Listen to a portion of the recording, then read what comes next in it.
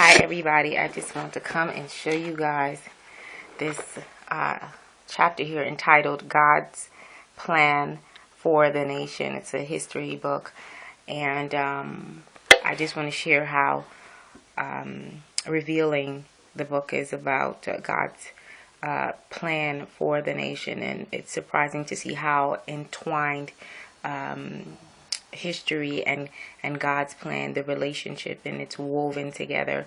And we have forgotten that, and many have not known that. I have known in some general sense that the Constitution and the forefathers, George Washington, had strong belief they would pray before battle, and had a very bleak understanding of Christianity and the foundation of the United States. But as I delve into it, it's surprising to hear that, I'll read a little bit for you where the message is mainly just holding a standard to Christian principles. And if you will recall in my prior clip on tolerance, I do mention tolerance, where we can take the time to be patient with someone to sow a seed and kind of bring that person to understand or even entertain the information that's being put forth. But by no means does it mean to eliminate standard or principles that have been put forth. I need to make that clear, that tolerance does not mean acceptance of what is not right and to do it. It means, accepting it, meeting at certain terms, and allowing that person time to come to another place, being evidence to that person that change can happen. And I also want to discuss the term indignation as it relates to this topic. Webster Dictionary records it as a strong discipline at something considered unjust, offensive, insulting, or base, or righteous anger. I thought that was sort of ironic to hear righteous anger. I don't want us to get too caught up in the term anger. I think words have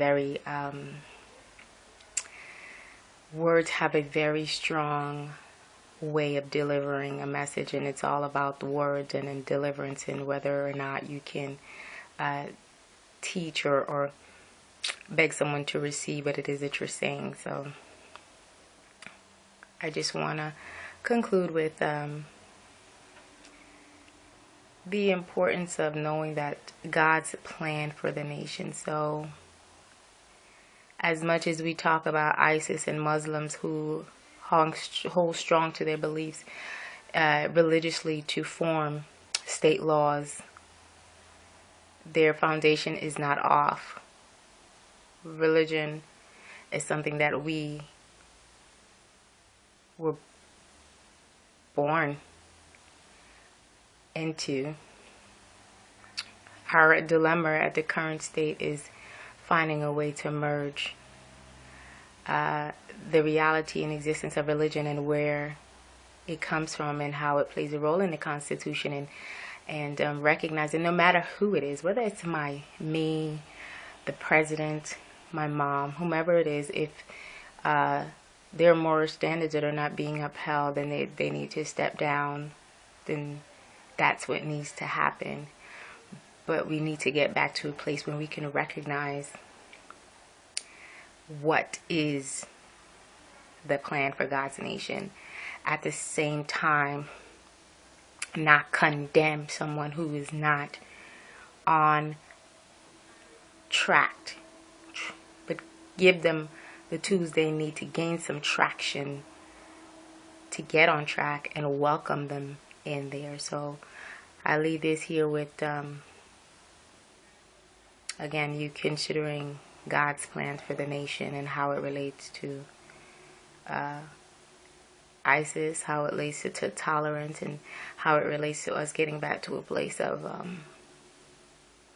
realizing the existence of moral values, regardless who's in position, who's in plan. Again, and I always speak to myself at first. Even if we make a mistake, there's a difference of making a mistake and having to pay the consequences, even as you, in time, paying the consequences, perhaps need to step back and relearn something, revisit something, get stronger at some things, regurgitate what should not be there.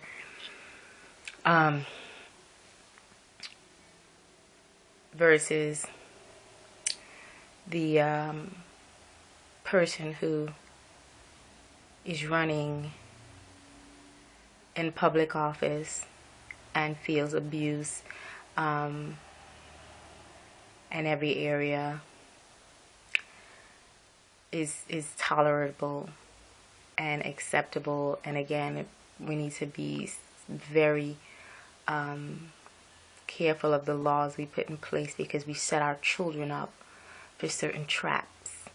And then in God's plans, there is consequences when we're not in line with that. So again, please leave here understanding that there's a God's plan for the nation. And this is not about a thrusting for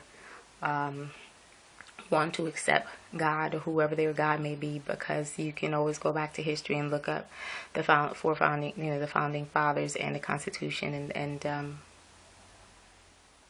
take that as evidence. But as we do recognize what exists and what should be a guiding principle, not bashing or pushing anybody away, but gaining some tolerance and giving them some space, lessons, open doors to acceptance. Thank you for your time.